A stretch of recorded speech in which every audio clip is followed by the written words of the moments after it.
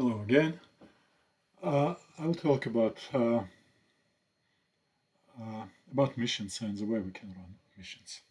And the missions are those games that, according to Bundleverse, we play in order to improve our characters, in order to get to the desired future state.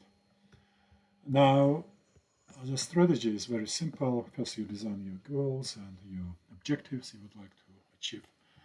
Then you come up with strategies, with rules of the game you are going to follow in order to get there. And once you have done this homework, this preparation done, then you play this game, you run the mission. And it takes about at least several weeks, preferably several months, to run a mission because it takes time to evolve some of your character traits to the desirable state. And when you run those missions, you also log your progress, again, preferably every day. When you have enough data sets, you analyze this data, and if you are drifting away from your goals, update those goals, refine missions, and run it again. Very simple, straightforward. Nothing, I think, no breakthroughs here, nothing new. I'm sure there must be some online web apps using maybe not exactly the same, but similar strategies. The problem, however, with this approach is that when I tried to implement it, I failed miserably. What happened is that after about 2 weeks of the mission, something else has happened. I got distracted, and I failed to log for several days, and I never came back to this mission. It never happened. The bottom line is that I realized after that failure that I need some assistance with running those missions. I need some help because otherwise I'm easily distracted. I'm easily, abandoning the specific this or that mission. I'm not strong enough to stick to the task and follow it through as long as it is required. And I also found that even such a simple task as logging your progress could be quite challenging. You have to allocate time.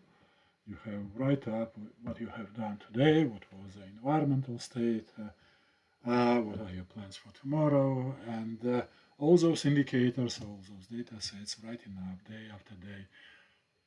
All this stuff could become tedious, and I felt like if I can have maybe some smart machines, maybe some sensors or devices that would help me to log these data sets, maybe it would make the whole life much more easier, and I would last through those missions much longer. So I tried those gadgets like smart watches, like web APIs, those sensors, which would log data sets for me without my direct intervention. And from my experience, indeed, it helps. They can help, they can log data sets. However, there are some downsides with this strategy as well. And one of those is that you cannot delegate everything to the gadget. If you need to meditate, for example, you have to do it yourself. Another problem with those sensors was that if you need to measure, to collect data across many different fields, you end up with sensors from different manufacturers, different subscription plans, different upgrade cycles, and managing all these diverse set of data sets and sensors and devices. It's not easy.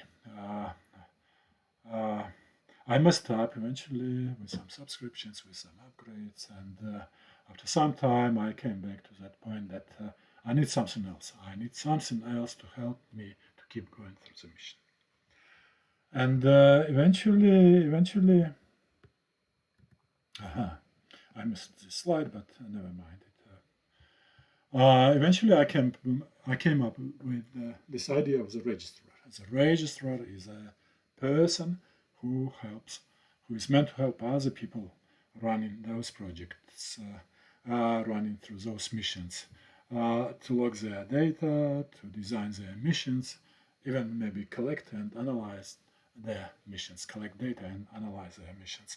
The registrar is a facilitator, is a helper, could be a volunteer who helps other people to get through the mission.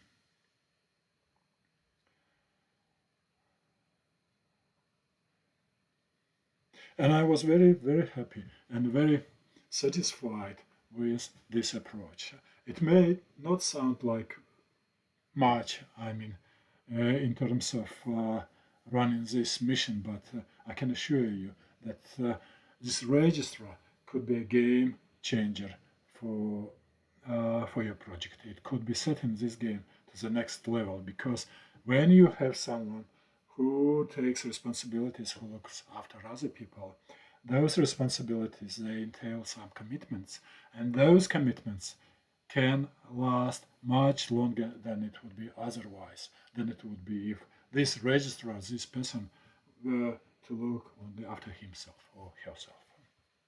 This registrar, he brings in live communication. He, through this communication, some kind of bonding is happening between people involved in this project, and the whole community all together has much more capacity and is much more capable in terms of keeping going through the mission and getting it through and actually achieving some goals. So the registrar is the approach to run those missions, which is highly recommended, and I recommend you next time when you are thinking about running those missions, use this registrar approach. Even if there are just only 2 people involved in the mission, it would make sense for one people to be a registrar for another person, and another person to look after the first person and be the registrar for the first person.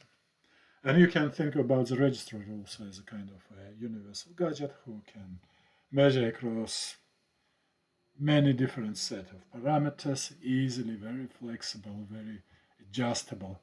And on top of that, he can also talk to people and ask them how did they feel, what has happened during the day, whether they have been successful or not successful, how much they achieved, etc., etc., etc.